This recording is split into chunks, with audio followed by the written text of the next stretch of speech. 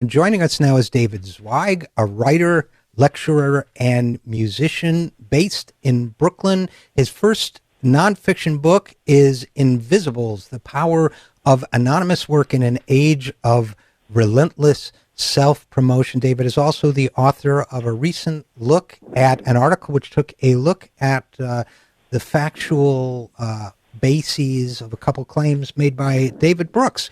So he joins us now. David, thank you for coming on the program. Hi, thanks for having me.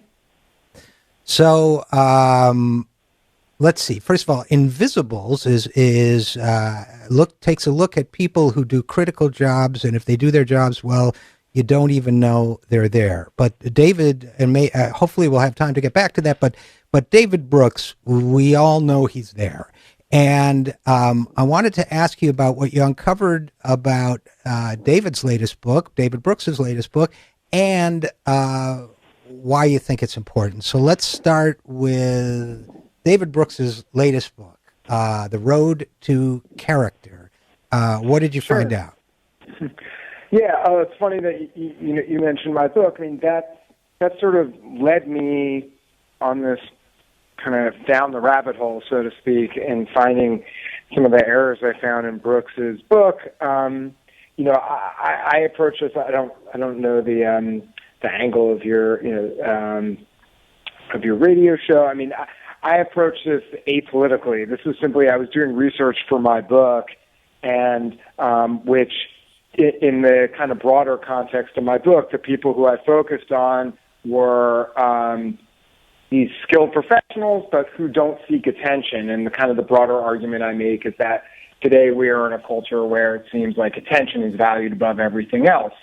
So in doing my research, I came across some stuff that David Brooks had written about humility. And you can see how that kind of dovetails with humility, and talking about that dovetails with kind of broader thoughts about attention in the culture where everybody seems to want recognition. So anyway, I came across a talk he did at the Aspen Ideas Festival a few years ago. I came across a video of it, and in it he mentioned a Gallup poll in 1950 that was conducted, and asking high school seniors, are you a very important person? And in 1950, 12% said yes. And then the question was asked again in 2006, and this time it was 80% who said yes. I'll try to compress my journey here, but just to give you the initial thing, I used to work as a magazine fact checker for about 7 years. So my default as a writer is whenever I come across a statistic like that, that's from like a secondary source, someone who's repeating it, that my default is, well, let me just try to source this thing just to make sure it's right. So it's kind of as I tend to do the same thing, David. I'm a writer myself, and I always want to understand the numbers. Yeah, and just I'm sure I'm not perfect with it, and I'm sure there are errors in my book and my articles, but generally, as a matter of course, right. When someone's quoting a study, I almost always will then try to go back to the actual study itself rather than just repeat it, which unfortunately is what happens in the media today, is that, and perhaps it's always been this way in media, that people, they see something written and they just echo it without actually taking that extra step or multiple steps to try to go back to the actual source. And needless to say, like the telephone game, things are often incorrect and then just keep spreading because most writers are maybe lazy is a bit of a combative word, but most writers don't take the time to go back. So anyway, I contacted Gallup, and I ended up having many emails with Gallup with multiple people. They even combed their print archive, and the end of it was they did not find any evidence of the studies that Brooks cited in that talk. Fast forward to this year. That was a couple of years ago. I kind of let it go. I said, shoot, I guess I can't include this in my book because I just can't source it. I don't know what the story is with it. And then there was a review in the New York Times, book review of David Brooks' new book, and lo and behold, there's a passage paraphrasing the same thing that I saw in that video of his Aspen Festival talk. But I'm like, oh, that's strange. That, Gallup already told me that they didn't have any evidence of this. This isn't just in a talk. This is in his book, and now the New York Times book review is quoting it. I got to get to the bottom of this. And from there, it kind of led me on this, which I get into in the Salon article, a pretty long and methodical journey. And basically, the deeper I went, the more things wrong I found with that passage. And this is why I think it's important. We're talking with David Zweig, who is the author of the book, The Invisibles, and has been found a fact-checking issue. This is the kind of soundbite that sounds profoundly meaningful. When someone says, gosh, in 1950, only 12% of high school seniors thought they were VIPs, and in 2005 it was 80%. Look what a narcissistic society we've become. That goes to show that we're just teaching all our children they're special little snowflakes. I mean, you could write 1,000 rants off a non-fact like this if it's reported as fact. And in fact, we've seen that happen over and over again. So you found, I thought what was significant about this, David, was that you found an error in fact, and, we can talk through why that is. It gets technical, but I get you, But what was significant to me was the seeming lack of interest. Let me start by saying that as a writer myself, if someone points out that I've made a factual error, I go through like Kubler-Ross's 9 stages of grief, but with self-loathing and depression, and, I go through agony if I think I've made a factual error. What struck me about the response you got was the relative indifference you seem to be met with. Is that a fair characterization? Yeah, I mean, the thing, and I never communicated directly with Brooks, but I finally was able to access him through an intermediary at his publicist. And yeah, certainly I can't speak for what was going on in Brooks's mind, but it certainly seems that way. His publicist wrote me back, and ultimately it took over a week, but she did, I guess, obviously communicate with Brooks, and they acknowledged that, in fact, they said, Gallup, that was a mistake. That's an error. We're going to correct it in future printings of the book. But here, a couple things are interesting. After that, she sent me a link to what she said was, here's the actual study. It's not Gallup. It's this, academic study. And to make a long story short, I ended up speaking to 2 of the authors of the study. And not only was Gallup incorrect, but basically every single thing he said in that passage was incorrect. It wasn't 1950. It wasn't 2006, or rather, and then in the book he says 2005. It wasn't high school seniors. It was 9th graders. The latest data set is from 1989. So I wrote her back in a couple of emails saying, hey, thanks for telling me and acknowledging that Gallup was wrong, but it turns out after I looked at and communicated with the authors of this study that you cited, wow, it turns out like almost everything is wrong here that Brooks said. And her response was, no response. I never got a reply. And then, so here's the amazing thing that I then looked, you can use Google Books as a way of kind of sometimes, not always, but sometimes if you do a Google book search, you're able to look, for certain passages in books. And lo and behold, they did change the text based on my email. They changed a few things, but here's the amazing thing. It's still wrong. The latest date he gave was 2003. When again, this study, the latest data set is from 1989. Now, this may sound, and maybe no one thinks this, but my sort of defensive radar is like, well, maybe someone thinks, these are just some dates, who cares? But the point is, they knew, or they know, in present tense, that these are not the correct dates. I wrote his publicist back and gave her the information. I said I communicated with the authors of the study, and yet they still won't change the dates because, listen, think about how different that sounds. It's almost 20 years later. When you're talking about the late 80s, that's very different from 2006, 2005, 2003. The date keeps changing.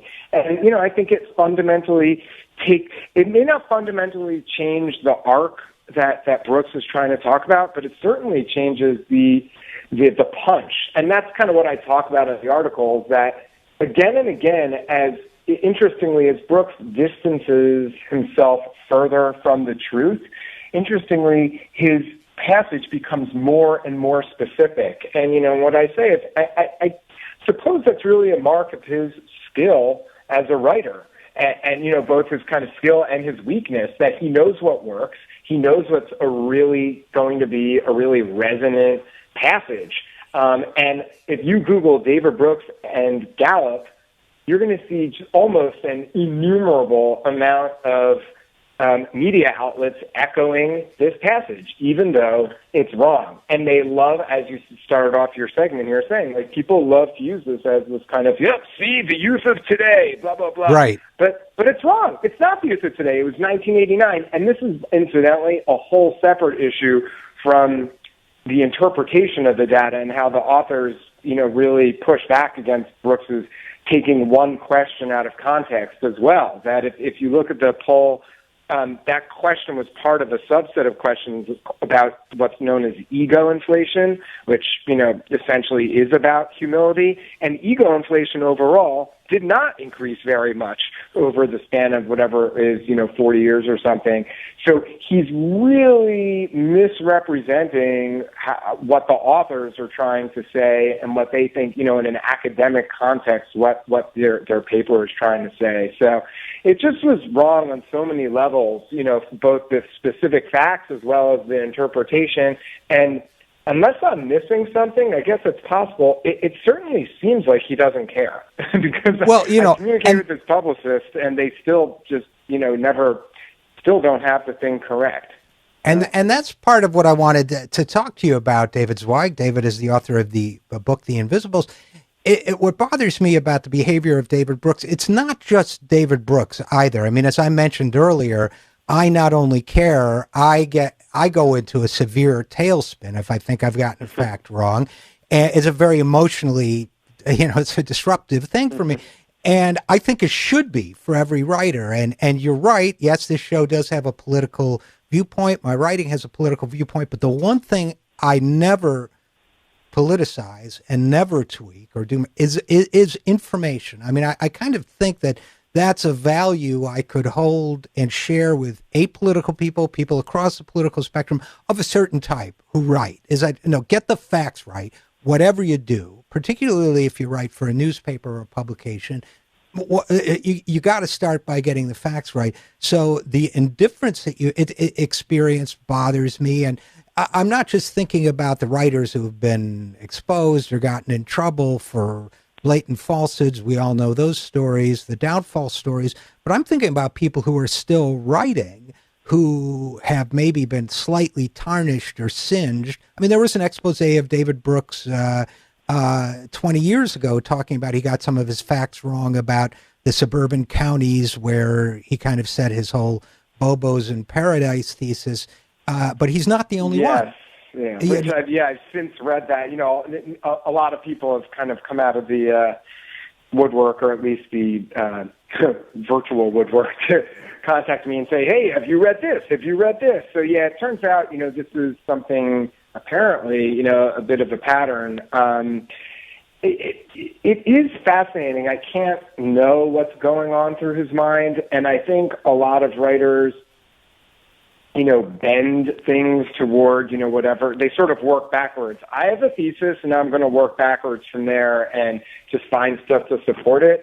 And, listen, there is a gray area with everything. But the thing that's not gray with this is that the specific statistics are incorrect. It's one thing, right. Interpretation can be argued. And that's why one of the reasons in the piece I did not want to focus on his, quote, misinterpretation of the data. That is important, but that's something that could be debated. But and I actually had a lot of back and forth with my editor about this, because I made that part of the essay, just, 2 paragraphs or so. But I said, let's focus on what is not debatable. And what's not debatable is that these facts are incorrect. And, and then the larger issue is just, Right, this seeming, right, indifference or sort of condescension almost.